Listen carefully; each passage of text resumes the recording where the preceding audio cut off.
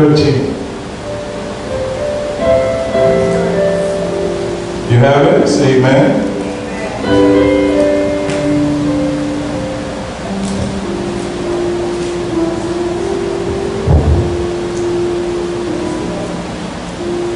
Verse 1, what does the verse 1 say?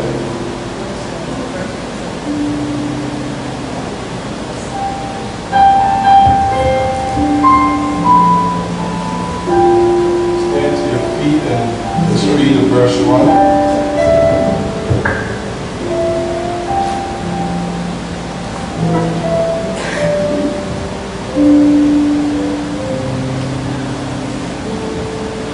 want you all to teach the kids the seriousness of church. Even when they're kids, so they grow up with it.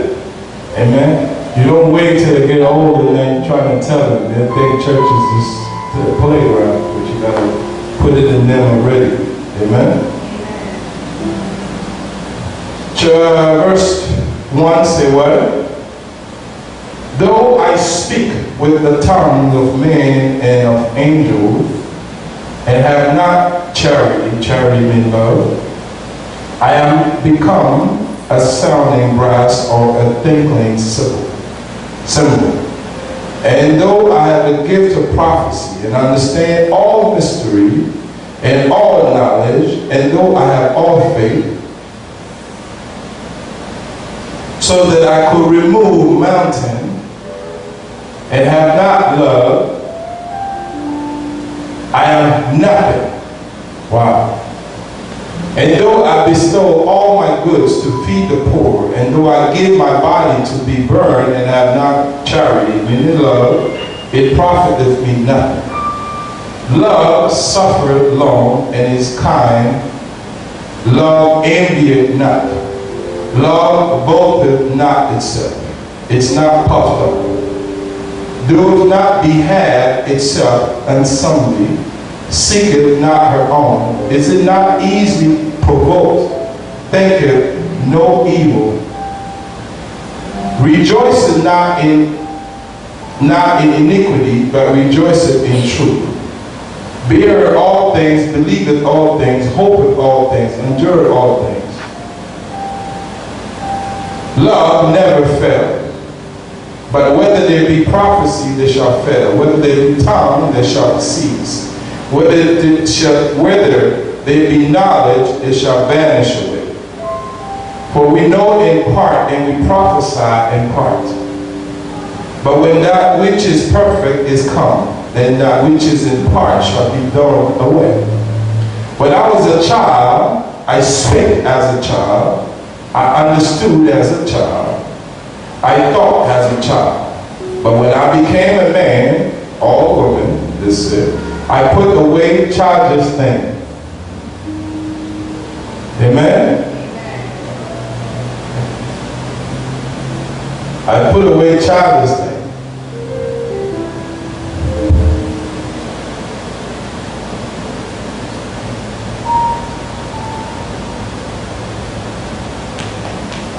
Amen. For no, when I became a man and put away childish things.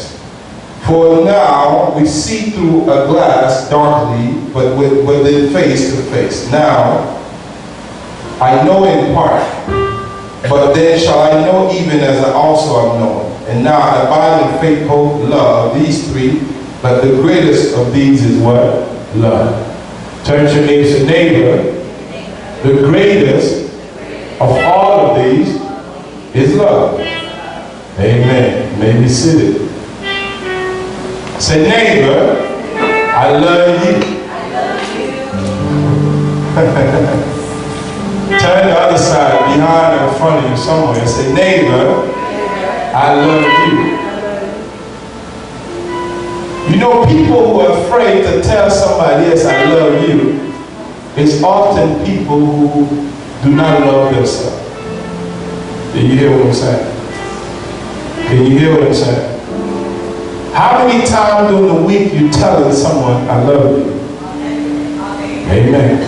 Not someone that you specifically know, but somebody at work who criticizes you, who envy you, who hate you, who speak against you, this is the first person that you must say, I love you. Can you say amen?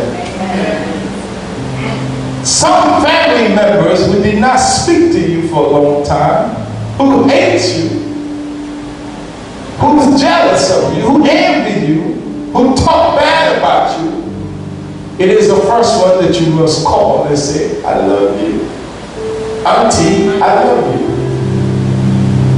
Daddy, I love you. Even if you left my mom, you didn't talk to my mom, y'all had problems. I was only a child. I wasn't in the midst of it, but I want you to know that I love you. Can you say amen? Because if Christ had loved you, you owe to love someone else. Can you say amen? The maturity of Christianity is expressed and demonstrated by love. If you have the whole world, if you have everything, you have a master's degree, you have a PhD, you're a doctor such and such, you are a lawyer such and such, you are a Beyonce such and such, you are a Puff Daddy such and such. But if you do not love, you are nothing, the Bible says. And you say amen. You can be Miss Dominica, Miss Cuba, Miss Miami, Miss Jamaica, Miss Alabama. But if you don't love, you are nothing. As the Jamaicans say, nothing. You are nothing, right? Huh? Amen. So today, the Lord wants to speak to us and reinforce some of the principles that we have forgotten in terms of love. Can you say amen? Because we hear even ourselves, the mouth of other people say, I love you, but still demonstrate what's contrary to the love. Can you say amen? Remember, reflect a little bit last week, last month, last year, last 5 years, last 10 years, who have been telling you they love you. But remember, think for a minute and see what they have been demonstrating to you. Can you say amen? Is what they have demonstrated match what they have been saying to you?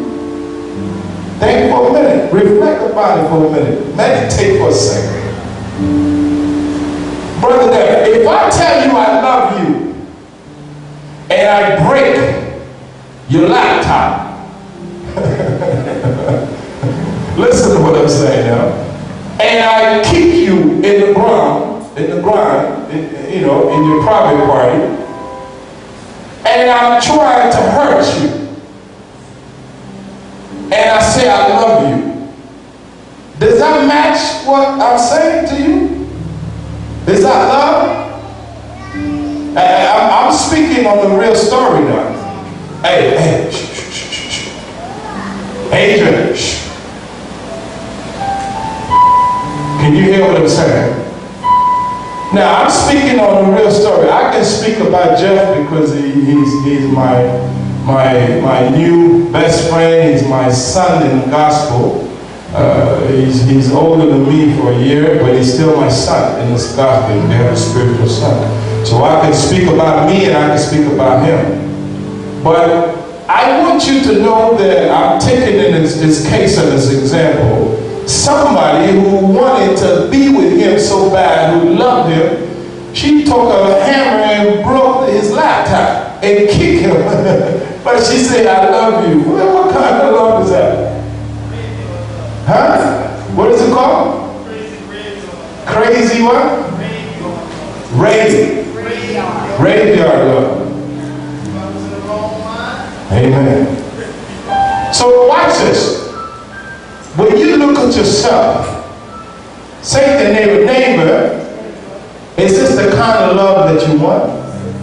Do you want a violent love? Do you want a crazy love? Huh?